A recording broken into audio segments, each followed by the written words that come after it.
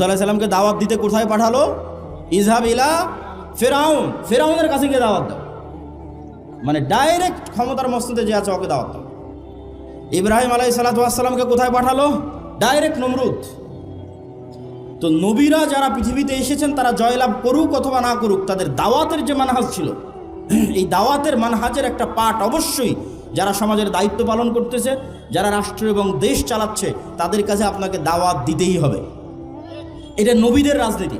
এবং এই দাওয়াতটা যদি নিঃস্বার্থ হয়, ওই যে লবিং, লিয়াজু, ঠিক আছে, আমার দুনিয়াবি কোনো স্বার্থ, আমাকে এটা দেন, আমাকে এটা দেন, এরকম দুনিয়াবি স্বার্থে যদি দাওয়াত হয়, ওই দাওয়াতে কোনোদিন বিপ্লব তৈরি হবে না। ওই দাওয়াতে কোনোদিন কি তৈরি হবে না? বিপ্লব তৈরি হবে না।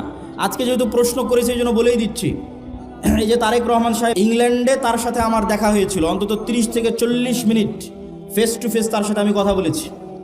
আমি তার সাথে কথাই শুরু করেছিলাম এটা দিয়ে যে আজকে আমি এখানে আসার আগ পর্যন্ত যতজন আপনার কাছে এসেছে এরা দুনিয়াবি স্বার্থ নিয়ে আসবে, আর আমি আজকে এখান থেকে চলে যাওয়ার পরও হাজারো মানুষ আপনার সাথে দেখা করতে আসবে, দুনিয়ার স্বার্থে আসবে।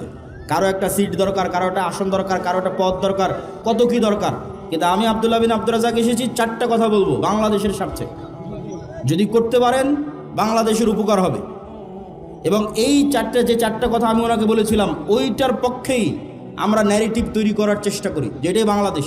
ওনাকে বলেছিলাম, 1 নাম্বার, মুসলমানেরা যে 190 বছর ব্রিটিশ বিরোধী সংগ্রাম করলে আর স্বীকৃতি কোথায়? 1797 সালের 23শে জুন থেকে 1947-এর 14 বা 15 আগস্ট পর্যন্ত 190 বছর ভারতের মুসলমানেরা ঠিকই, ভারতের হিন্দু এবং মুসলমানেরা সবাই যে ব্রিটিশ বিরোধী আন্দোলন করেছে তার স্বীকৃতি আছে। পাকিস্তানের মুসলমানেরা যে ব্রিটিশ বিরোধী আন্দোলন করেছে তার স্বীকৃতি আছে। তো বাংলাদেশের মুসলমানেরা কি করেনি? তিতুমির কে তাহলে? হাজী শরীয়তুল্লাহ কে তাহলে? এখানে যে ব্রিটিশ বিরোধী 1857-তে যে হাজার হাজার মুসলমান জীবন দিল, তাদের স্বীকৃতি কই? অতএব 1947-এর রাষ্ট্রীয় স্বীকৃতি দিতেই হবে। 1947 নাই মানে এই দেশে মুসলমানদের 190 বছরের ব্রিটিশ বিরোধী আন্দোলনের কোনো স্বীকৃতি নাই। বাংলাদেশ 1971-এ শুরু হয়নি, ওটা ডাহা মিথ্যা কথা। 71 বাংলাদেশের একটা পার্ট, কিন্তু বাংলাদেশের শুরু অনেক আগে। ওর ধারাবাহিকতায় আপনাকে আসতে হবে, তার একটা পার্ট 47। এটা একটা ওনাকে বলেছি। আর একটা ওনাকে বলেছি, বাঙালি জাতীয়তাবাদের নামে বাংলাদেশে হিন্দুয়ানি জাতীয়তাবাদ, হিন্দুত্ববাদী জাতীয়তাবাদ এবং হিন্দুয়ানি কৃষ্টি কালচার কলকাতার দাদাবাবুদের বাঙালি জাতীয়তাবাদের নামে ঢুকানো হয়।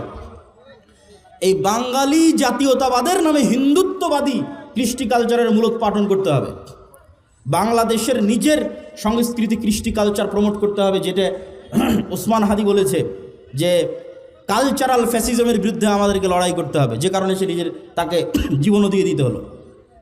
3 নাম্বার বলেছি, বাংলাদেশে জাতির পিতা বলে কিছু থাকা যাবে না। আগে যারা ছিল তাদের জাতির পিতা ছিল শেখ মুজিবুর রহমান। আপনারা আসবেন, আপনারা এসে বলবেন জাতির পিতা জিয়াউর রহমান, এটা চলবে না। আপনি এতটুকু করতে পারেন, এই পুরো বাংলাদেশ তৈরিতে যাদের অবদান আছে তাদের সবাইকে সমান একটা মর্যাদার জায়গায় দিতে পারেন। ফাউন্ডার ফাদার্স এরকম একটা মর্যাদার জায়গায় দিতে পারেন, যেখানে শেরে বাংলা একে ফজলুল হকও থাকবে, হোসেন শহীদ সোহরাওয়ার্দীও থাকবে। এই অঞ্চলের মুসলমানদের যে ধারাবাহিক আন্দোলনের স্বীকৃতি আছে সেটার স্বীকৃতি থাকবে। 4 নাম্বার বলেছি, অত্র অঞ্চলে ভারতীয় আধিপত্যের যে হেজিমনি, কালচারাল হেজিমনি, তার যতগুলো চিহ্ন আছে তার মধ্যে একটা বড় চিহ্ন হচ্ছে রবীন্দ্রনাথ ঠাকুরের শিরকি জাতীয় সঙ্গীত। এই জাতীয় সঙ্গীত বাদ দিয়ে দিতে হবে। তো আমরা দাওয়াত দেই, আমরা কথা বলি, দুনিয়াবি কোনো স্বার্থ নয়। আলহামদুলিল্লাহ, আমি ওই পূর্ণাঙ্গ বিপ্লবে বিশ্বাস করি। কারো কাছে কোনো এক রাজনৈতিক দলের কাছে বিক্রি হয়ে গেলাম রাজনীতির কথা বলতে গিয়ে, আলহামদুলিল্লাহ আব্দুর রাজ্জাক বিন ইউসুফের ছেলে ওই জন্য ইনশাআল্লাহ জন্ম হয়নি। আব্দুর রাজ্জাক বিন ইউসুফ ওই বক্তাও নয়।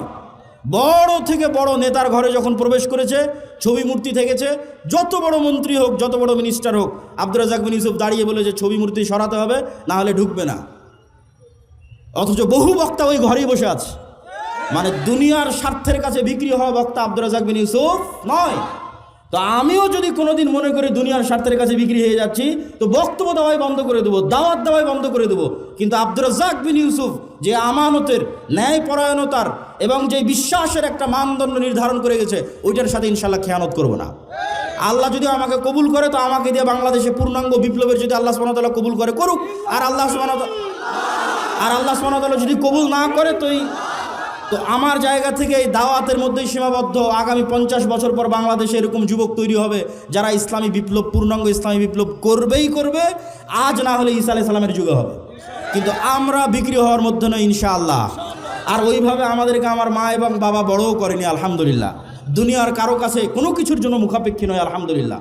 আল্লাহ সুবহানাহু ওয়া তাআলা যেন এইটার উপর ঈমান পর্যন্ত, মৃত্যু পর্যন্ত থাকার তৌফিক দান করে, আল্লাহুম্মা আমিন। আসসালামু আলাইকুম ওয়া রাহমাতুল্লাহি ওয়া বারাকাতুহু।